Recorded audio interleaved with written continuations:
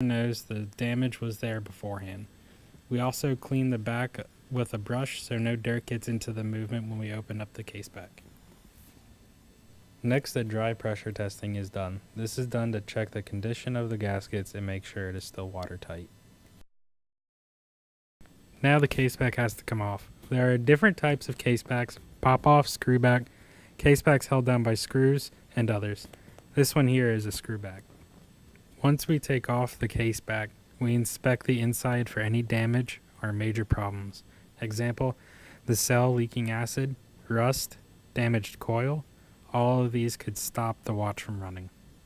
We like to check the case back for damage. Oftentimes this is overlooked.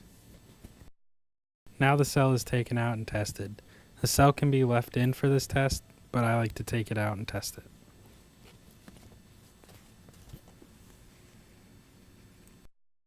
We use plastic tip tweezers because metal tweezers will short circuit the cell, draining it.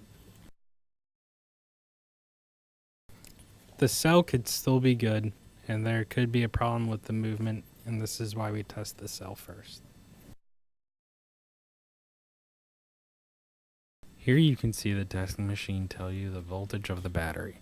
For more information about the quartz testing machine, please refer to the video made by my fellow classmate Ben Kurloff. The link will be in the description. Now that the cell is out of the watch, we test the movement.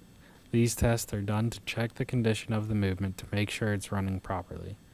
This test will also help find out what's wrong with the movement.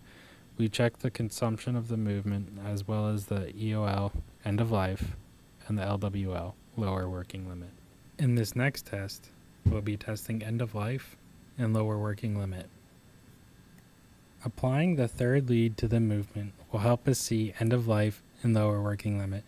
As we decrease the voltage being given to the movement from the machine, we'll be able to see end of life, as you see now, and to where it's just about to stop, which would be the lower working limit.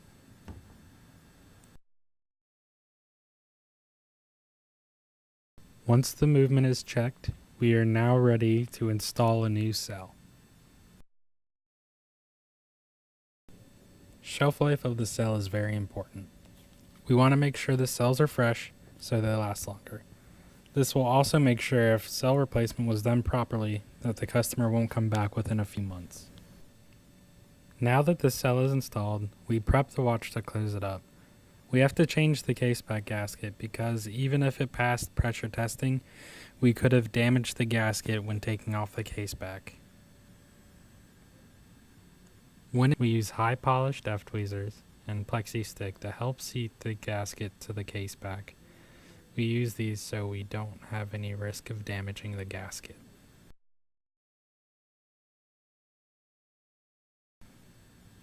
If the watch has a threaded case back like this one here, we grease the threads. The threads are greased to keep the case back from binding to the case. If the case back binds with the case, it would make it very tough to take the back off, maybe not even being able to take the case back off. We apply the grease on different sections of the threads to help spread it out when the case back is threaded on.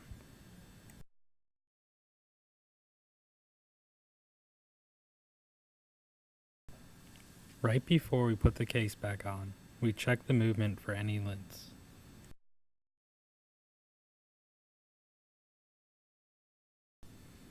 Now the case back is ready to be installed and screwed down.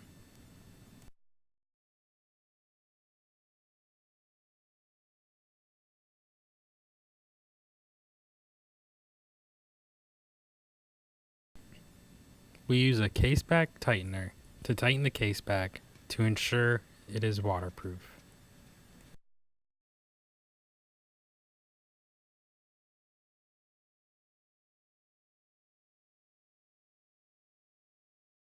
Now that the case back is tight, we do one last pressure test to ensure that the watch is completely watertight.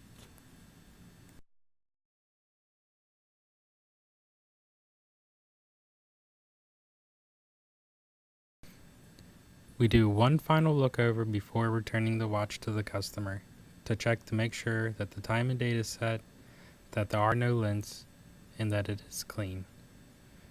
The watch is now